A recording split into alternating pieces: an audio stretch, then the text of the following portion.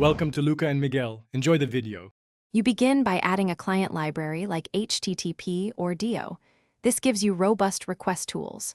Then create model classes with from JSON and to JSON so responses map cleanly to Dart objects. Once done, define a single base URL and separate dev/prod constants to avoid hardcoding. You should wire a simple API client that injects headers and timeout values. This lets you reason about retries and authentications centrally, while keeping UI code focused on presentation. You now implement service methods that use async/await and clear try/catch blocks to surface errors gracefully. Parse JSON into your typed models immediately and validate critical fields so downstream widgets get predictable data.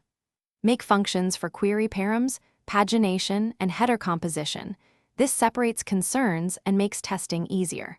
Also, consider using interceptors for logging and token refresh. Doing so simplifies retry logic and keeps error handling consistent across requests.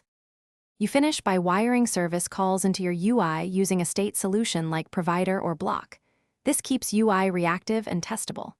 Then write unit tests with mocked HTTP responses and at least one integration test for a common flow so regressions surface early.